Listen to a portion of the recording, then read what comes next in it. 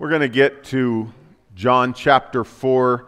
We're going to start in verse 16 this week, and we're going to work our way through verse 26. So if you have a Bible or an app that you use, you can open up there and catch up. We're going to revisit this week and next week again, the woman at the well. Keep talking about that. Before we get there into our text this morning, the big reveal, having something that's revealed, is all the rage right now. Have you paid attention? If you're a TV watcher, maybe you've heard of this thing called The Masked Singer. Have you seen that?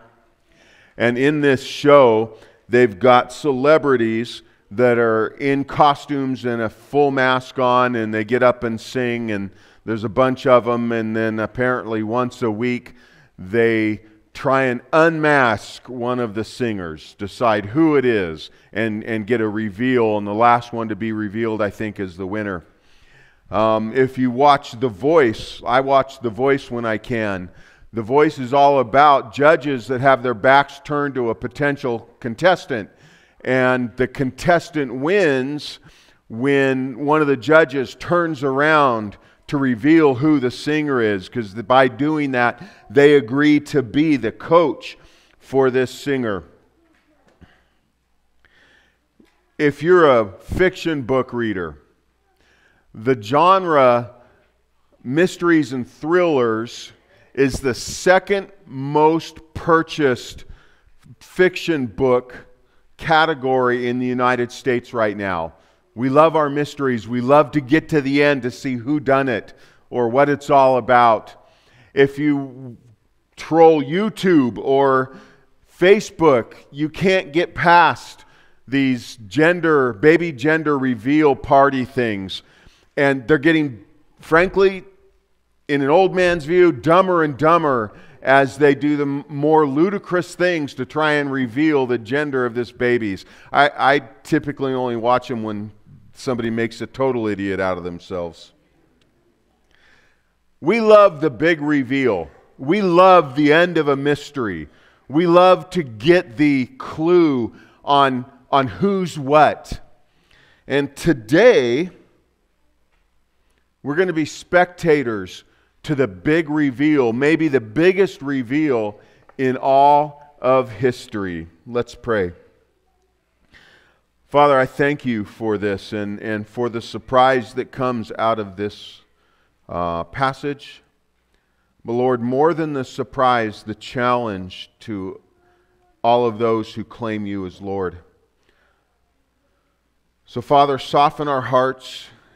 And as we sung earlier today, mold us like clay, Lord, and make us more like you as we get to know your word in this text today. Amen. Verse 16 through 17a, actually the first half of 17, I'll start in verse 15. Jesus is in his conversation again still with the woman at the well, the Samaritan woman. Verse 15, the woman said to him, "Sir, give me this water to drink so that I will not be thirsty again or have to come and draw water." Jesus said to her, "Go, call your husband and come here." The woman answered him, "I have no husband." 2 weeks ago, we left this discussion between Jesus and this woman at the well, and she'd ask him a question and he wouldn't answer it, and he'd go somewhere else in the conversation, and she'd ask him something else and he'd divert again. She kept asking material, physical things, and he was taking her to the spiritual things. So then she says, "Well, give me the water that's going to keep me from having to come back here again." Now you might remember, this woman is at the well in the heat of the day, right around the noon hour, by herself, which is incredibly atypical. Women went to the well together for safety as much as any other purpose, and they did it early before it got hot. And here she is in the heat and by herself. There's a clue there to what we'll see today. And she asked Jesus for this miracle water, and he changes the subject again, this non sequitur, and he says, well, go bring your husband into this conversation. Go get your husband, bring him here. I can't imagine what she thought at that moment. I bet she went through a lot of painful emotions. I think that if we were there witnessing this, she'd have been quiet for a long time. And then finally utters, probably in a lower tone of voice, I don't have a husband. The last half of verse 17 and verse 18. Jesus said to her, you're right in saying, I have no husband, for you've had 5 husbands, and the one you have now is not your husband. What you've said is true. She reveals to him or tells him, I'm not married. And out of the blue comes this truth bomb, just taking her totally by surprise. You're right, you've had 5 husbands and you're living with a man now that you're not married to. Now it's certainly possible that this woman has been with 5 guys, married to 5 guys, and is now living with one that she's not married to because she's had the worst run of luck and they've all died, and she's been a widow 5 times over. But that's not really what we get from the text. That's not the understanding we have. The understanding we get is that whether she's just made some really bad choices in the men that she's chosen to align herself with, to get married to, whether they were abusive or cheated on her or whatever, that's certainly a possibility. It's also a possibility that she just couldn't stay in her home and wandered a lot. We don't know why she's been married 5 times. We don't know why she's living with a man now that she's not married to, but she's embarrassed by it, and Jesus is sort of calling her to an awareness that he's aware of this, and we get the idea that she's troubled by her past and embarrassed about her present.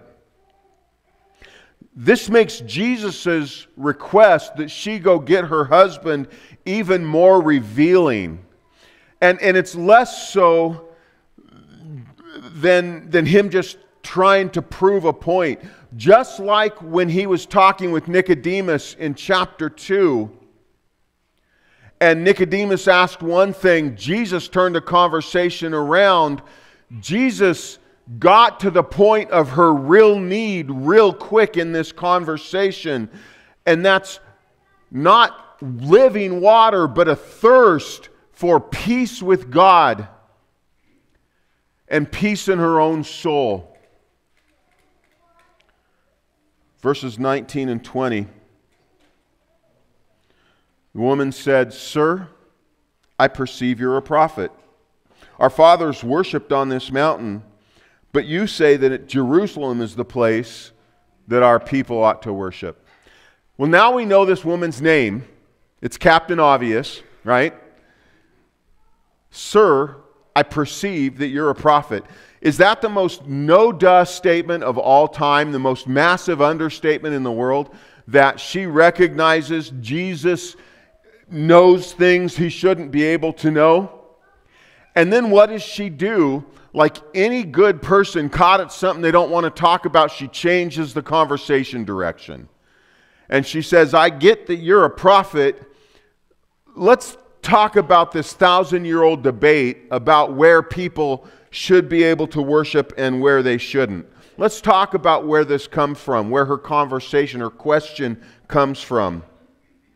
Somewhere back right after the time of Solomon, around 950 BC, the northern and the southern areas of Israel split. 10 tribes of the north, 2 tribes in the south. they got their own kings and they went to war against each other. And so in Jerusalem is where the temple was, way back from when Solomon built this, like I said, around 950. And God said, this is the only place you can worship. Worship being ritual sacrifice, not singing or studying of the word, that kind of thing. That was done in the synagogues, wherever the synagogues were. But the only place to offer your ritual worship, your sacrifice, was to do it in the temple in Jerusalem. Well, then the 10 tribes split up north, and we learn this from the book of 1 Kings. One of Solomon's military leaders, Jeroboam, made himself the king of the north and sinned against God. Let's take a deep look at this passage in 1 Kings, because it's going to give us the context to the conversation this woman's trying to have now with Jesus and Jesus' reply. 1 Kings 12, 25 through 31 in the New Living Testament. Jeroboam then built up the city of Shechem in the hill country of Ephraim, and it became his capital. Later, he went and built the town of Peniel. Jeroboam thought to himself, unless I'm careful, the kingdom will return to the dynasty of David. When these people go to Jerusalem to offer sacrifices at the temple of the Lord, they will again give their allegiance to King Rehoboam of Judah, and they will kill me and make him their king instead. So on the advice of his counselors, the king made 2 gold calves. He said to his people, it's too much trouble for you to worship in Jerusalem. Look, Israel, these are the gods who brought you out of Egypt. And he placed these calf idols in Bethel and in Dan at either end of the northern kingdom. But this became a great sin, for the people worshiped the idols, traveling as far north as Dan to worship the one there.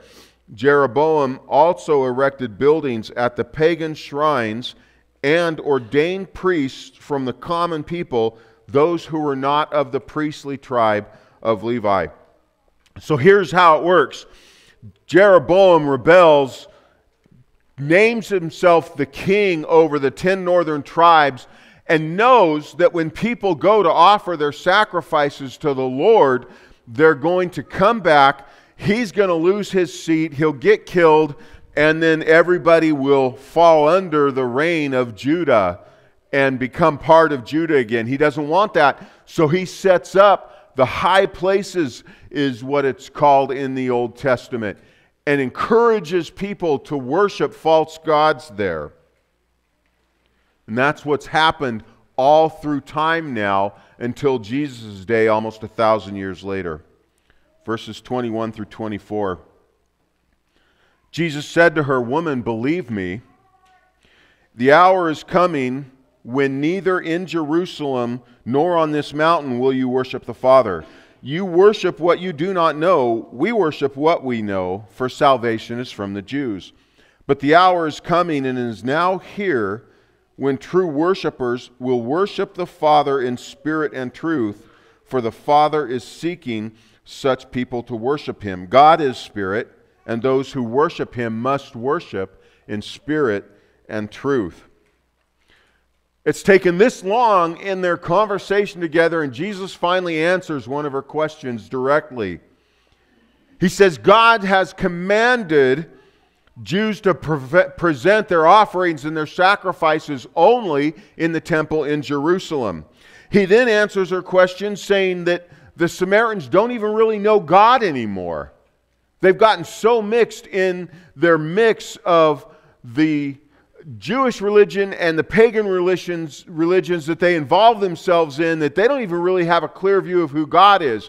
But a time is coming, he says, and is now here, when people will worship not here or there, but wherever they're at, in spirit and in truth. Worshiping in spirit and in truth is worshiping through a heart of obedience and a heart of servanthood. It's about what's in here.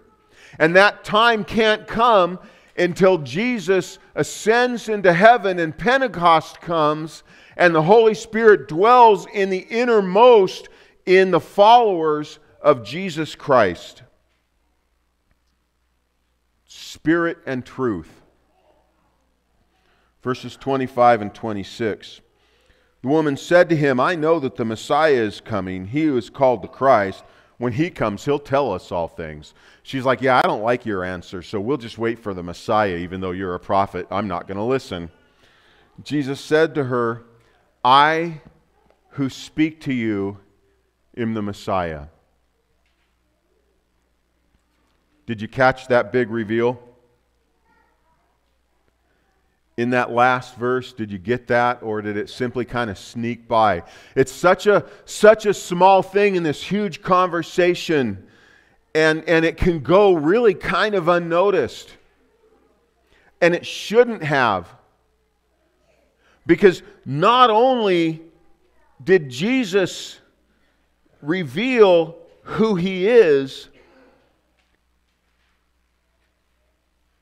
but think about who he did it to, and we're going to talk about that. I wish, I truly do, I wish I could have seen heaven's reaction to this announcement by him. It's just such a quiet statement. The angels who watched over their Creator as he walked on earth and served him and guarded him and worried about him as he's going through so many trials, even now, hear him announce himself as the Messiah, as the Creator. This is such a history-changing, time-stopping statement. I want us to sit on this for a little bit today. It's the big reveal. Let's look at this. The words in verse 26, I really think maybe the most surprising words in the entire Old or New Testaments. And if we don't have an understanding of the character of Jesus. And here's why I say this. We're several months into Jesus' ministry on earth. Before we get out of chapter 4, we'll be back in Jerusalem for the second Passover that we've walked through. So it'll be a full year at that point. It was only a few weeks ago or a couple of months ago when Jesus was in Cana in Galilee at a wedding, and his mother urged him to fix a problem because the groom had run out of wine. And he did it, but he did it very quietly. The only people that knew were the servants, because they brought him the casks and had to serve the wine. And he didn't announce it. And he did it that way because he didn't want to be recognized. He says, my hour has not yet come. And so he's not making a big deal over who he is. Now, just a short time later, sitting at a well in the middle of Samaria, he chooses to reveal himself as the Messiah. If you were a long-waited-for personality, and people didn't really know what you looked like, but they've been waiting for you for a while, and you were going to reveal yourself, how would you do that? In this context, you'd probably go to the temple, into the middle of the temple area, and with all of the religious stuff that goes on there, and you'd announce, I'm here! And everybody would be there to worship you. The Messiah has come. He didn't do that. He didn't go to the temple to announce who he was. Well, then he could have done it just to Nicodemus, right? Because Nicodemus came and said, well, who are you? Well, Nicky, I'm Christ. You know, I mean, I came. I'm finally here. That could have made sense. He was of the religious leadership, and he came to find out who Jesus was. And Jesus didn't answer his questions. He didn't answer his questions with his own 12. He didn't reveal himself to them that we know of yet. Who did he reveal himself to? He revealed himself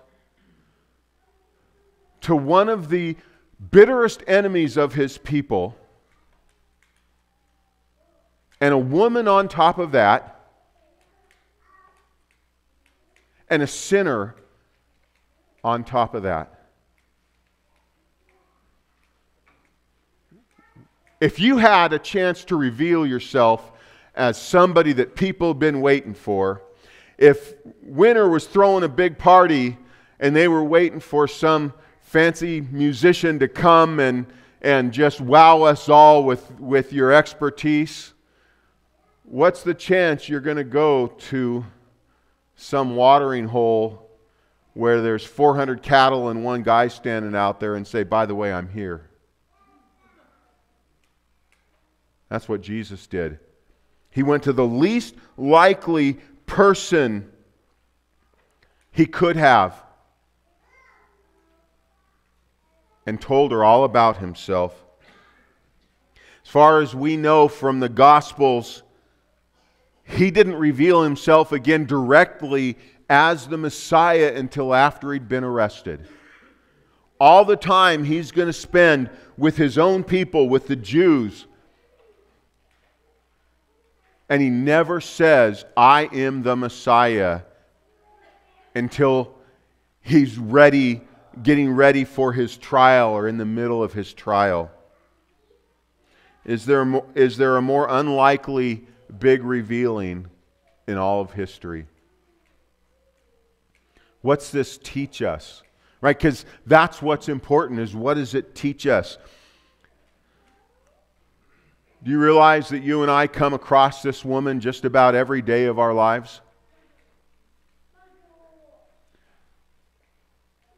We go out into society, we leave our homes, and we have the opportunity to interact with the broken, the hurting, the angry, the icky, the poor, the destitute. And do we walk up and say, you know, I want to introduce you to a friend of mine, his name is Jesus? Or do we go about doing our own things?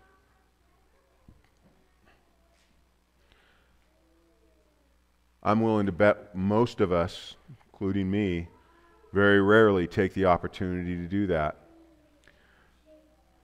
Sometimes we let these opportunities go because we're busy. We're on a limited lunch hour, or we've got to get to the bank before it closes, and we're just in a hurry. But more often than not, we're shopping in Pier, or sitting at a restaurant, or sitting in a movie theater, or walking downtown, and we just don't have time for the problems of other people. Sometimes we see him and we recognize the need, and yet our distaste for those that aren't like us just overcomes us, and we just don't have anything good to do or say for those who aren't us and aren't like us. Take this woman. She'd been married 5 times and was living with a 6th man she wasn't married to. That'd be bad enough in our day. But in that day in Israel, she was just plain unclean. She was just untouchable. She couldn't even go to the well for her own safety with the other women in the village. They would not have her. One scholar says this: rabbinic opinion disapproved of more than 3 marriages. These women would be shunned. And certainly, either in Judah or Samaria, no one approved of common law marriages. Yet this woman's history didn't matter to Jesus. You may remember this passage in the Gospels, Matthew 9, 10 and 11 in the New Living Testament. Later, Matthew invited Jesus and his disciples to come to his home as dinner guests, along with many tax collectors and other disreputable sinners. But when the Pharisees saw this, they asked his disciples, "Why does your teacher hang out with such scum?"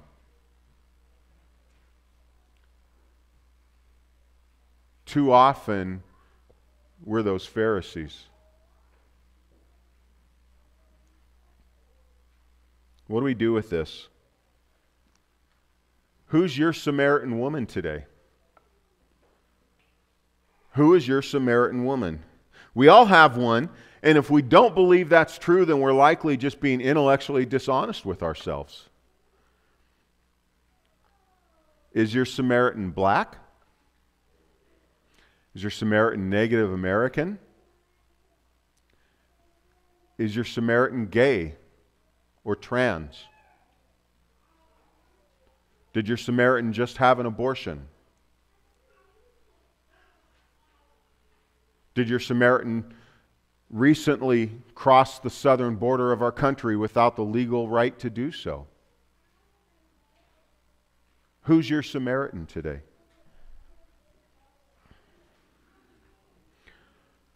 The people in this city, in this country, that need Jesus Christ so badly know the reaction they're going to get if they step in most churches today and are really hesitant to ever come. The place that they need to be the most, and they should be the most welcomed in all of society, they won't come to because of the way they believe and are probably right on how a lot of us would react. The place where they should be safe isn't too often. Can you and I, the people of Winter Methodist Church, not even outside this church, but can we just, Winter Methodist Church, can we be more like Jesus? Listen to these words in the Gospel of Matthew. Chapter 25, verses 31 through 40. When the Son of Man comes into glory, Jesus says, and all of the angels with him, he will sit on his glorious throne. Before him will be gathered all of the nations, and he will separate people on one side and another, as a shepherd separates the sheep from the goats. And he will place the sheep on his right side, but the goats on his left. The king will say to those on his right, "Come, you who are blessed by my Father, inherit the kingdom prepared for you from the foundation of the world. For when I was hungry, you gave me food. When I was thirsty, you gave me drink. When I was a stranger, you welcomed me. When I was naked, you clothed me. When I was sick, you visited me. When I was in prison, you came to me." Then the righteous will answer him, "Lord, when did we see you naked or hungry and feed you? When did we see you thirsty and give you drink? When did we see you as a stranger and welcome you? When did we see you naked and clothe you? And when did we see you sick or in prison and visit you?" And the king will answer them, "Truly I say to you, as you did for one of the least of my brothers, you did for me." That is the picture of the church of Jesus Christ. And what's the church? It's me and you. It's us. We are the church.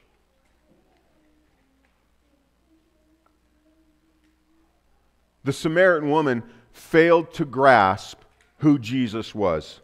She misunderstood the nature of all of this living water that he's promising.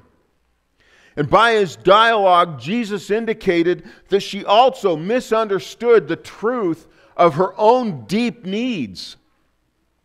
the real nature of her self-confessed thirst.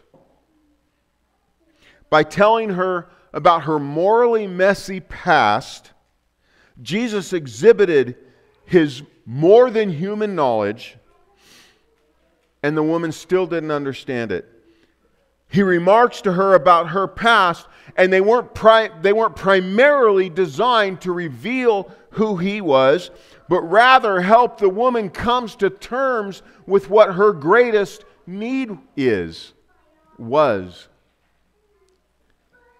At some point, Jesus did that for us that know him. He revealed to us our greatest need. For Tony, growing up in a household where he wasn't wanted, wasn't liked by a single parent, wasn't loved, didn't have any kind of history or family to really lean on, when he said to me at my well, I'm the Messiah, he was revealing to me my need for something that was real, for someone that would love me even for my broken state. Who did he reveal himself to you as? This didn't just accidentally happen. It wasn't a coincidence. Think about it. Jesus was traveling through Samaria. They didn't do that. They went around. They went outside into Gentile lands to skirt Samaria, but he went right through the middle, through all the mountainous region. And then, when they got to where they were going, he sent all 12 of his disciples into town to get them food. 3 or 4, 2 or 3 could have done that for the entire group, but he got rid of all of them so that when he got to the well, he'd be able to have this conversation with this one person. He loved her so much that he got rid of everything that could be a distraction and introduced himself to her. He did that for you and me.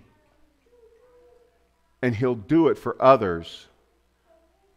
But our job is to create that introduction. Can we do that? I think that's the challenge to us from this passage. Can we be the well that brings the woman and Jesus together? Can we be the reason that Jesus gets to talk with somebody